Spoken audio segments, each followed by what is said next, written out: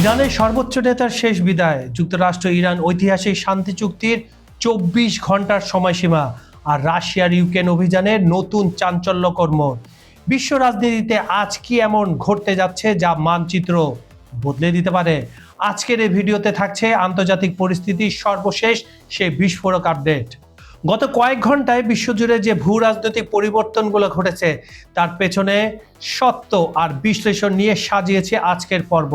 ইরানের অটল অবস্থান থেকে শুরু করে রাশিয়া ইউক্রেন যুদ্ধের কৌশলগত নতুন রূপরেখা, সবকিছুই থাকছে বিস্তারিত ভিডিওতে।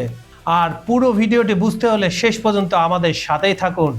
চূড়ান্ত বিজয় না হওয়া পর্যন্ত পিছু হটবে না ইরান।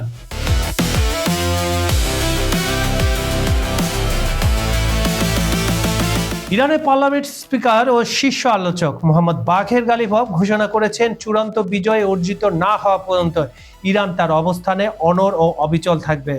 12 দিনের যুদ্ধের প্রথম বার্ষিকী উপলক্ষে দেওয়া এক বিশেষ বিবৃতিতে তিনি মার্কিন যুক্তরাষ্ট্র ও ইসরায়েলের তীব্র সমালোচনা করেন।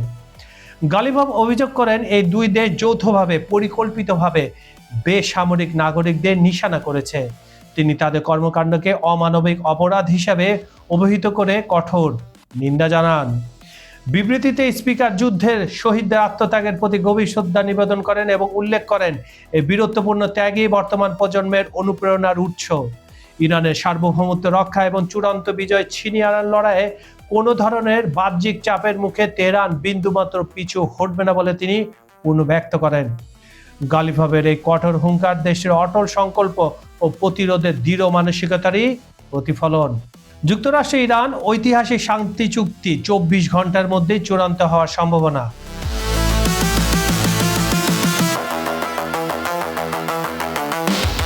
পাকিস্তানের প্রধানমন্ত্রী শাহবাজ শরীফ জানিয়েছেন, যুক্তরাষ্ট্র ইরানের মধ্যে বহুল প্রতীক্ষিত শান্তি চুক্তিটি আগামী 24 ঘন্টার মধ্যে চূড়ান্ত হওয়ার সম্ভাবনা রয়েছে। গতকাল সামাজিক যোগাযোগ মাধ্যম এক্সে দেওয়া বার্তায় তিনি এই ঐতিহাসিক অগ্রগতির কথা জানান। প্রধানমন্ত্রী বলেন, চুক্তি চূড়ান্ত হওয়ার পর এটি ইলেকট্রনিক উপায়ে স্বাক্ষরিত হবে এবং এরপর আগামী সপ্তাহ থেকে দুই দেশের মধ্যে কারিগরি পর্যায়ে আলোচনা শুরু হবে। এই সংলাপ প্রক্রিয়াকে ত্বরান্বিত করতে যুক্তরাষ্ট্র ইরানের নেতৃত্বের পাশাপাশি সহায়তাকারী আঞ্চলিক দেশগুলোর ভূমিকাও ভূয়সী প্রশংসা করেন তিনি। রাজনৈতিক বিশেষজ্ঞদের মতে মধ্যপ্রাচ্য সহ বিশ্ব শান্তি ও স্থিতিশীলতার ক্ষেত্রে এই চুক্তি অত্যন্ত সুদূরপ্রসারী প্রভাব ফেলবে।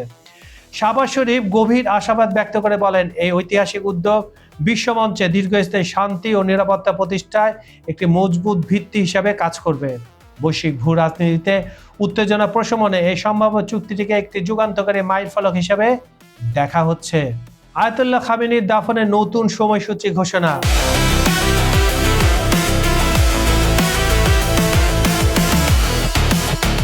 ইরানের সর্বোচ্চ নেতা আয়াতুল্লাহ আলী খামেনির দাফন অনুষ্ঠানের নতুন সময়সূচি ঘোষণা করা হয়েছে।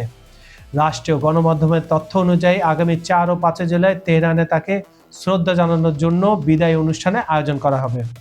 এরপর 6 জুলাই তেহরানে প্রথম জানাজা ও রাষ্ট্রীয় অনুষ্ঠান সম্পন্ন হবে। পরবর্তী আনুষ্ঠানিকতার অংশ হিসেবে 7 জুলাই ধর্মীয় নগরী কোমে বিশেষ জানাজা অনুষ্ঠিত হবে। কোমের আনুষ্ঠানিকতা শেষে মরদেহ মাশহাদ শহরে নেওয়া হবে। সেখানে 9 জুলাই শেষ অনুষ্ঠানের পর ইমাম রেজা আল ইসলামের মাজারে প্রাঙ্গণে তাকে চিরনিদ্রায় শায়িত করা হবে, মানে দাফন করা হবে।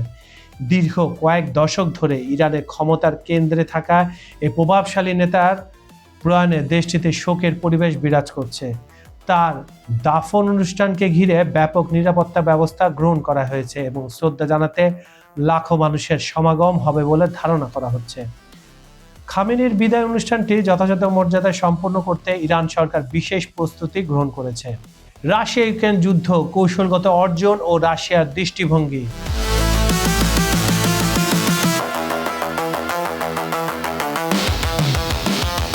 2022 সালে 24শে ফেব্রুয়ারি রাশিয়া যখন তার বিশেষ সামরিক অভিযান শুরু করে, তখন থেকে মস্কো এই সংঘাতকে নিজের অস্তিত্ব রক্ষার একটি অপরিহার্য পদক্ষেপ হিসেবে বিবেচনা করে আসছে।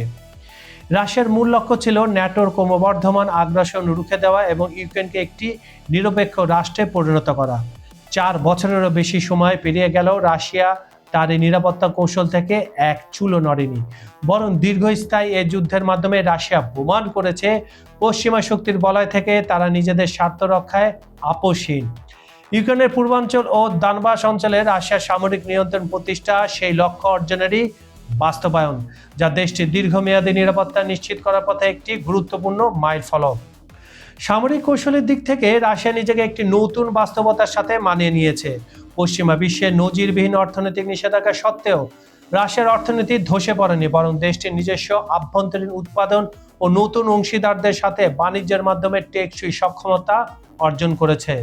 ইউক্রেনের সামরিক অবকাঠামোর উপর ধারাবাহিক সফল আক্রমণ পরিচালনার মাধ্যমে রাশিয়া দেশটির পশ্চিমা সামরিক সাহায্য গ্রহণের সক্ষমতাকে ক্রমাগত দুর্বল করে দিচ্ছে। এছাড়া দানবাস, খেরসান ও জাপোরজিয়ার বিশাল ভূখণ্ড রাশিয়ার নিয়ন্ত্রণে থাকায় প্রমাণ করে কৌশলগতভাবে রাশিয়া যুদ্ধের গতি প্রকৃতি নিজেদের অনুকূলে ধরে রেখেছে। এই ভূখণ্ডগুলো রাশিয়ার নিরাপত্তার বলয়কে আরো শক্তিশালী ও সুসংহত করেছে।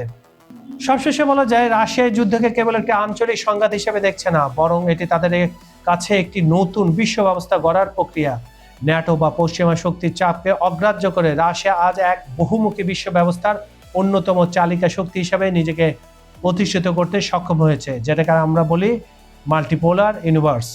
ফিনল্যান্ড বা সুইডেনের ন্যাটো যোগদানের রাশিয়ার জন্য সামরিক চ্যালেঞ্জ তৈরি করলেও মস্কো পাল্টা ব্যবস্থা হিসাবে সীমান্তবর্তী এলাকায় নিজস্ব সামরিক উপস্থিতি আরো জোরদার করেছে।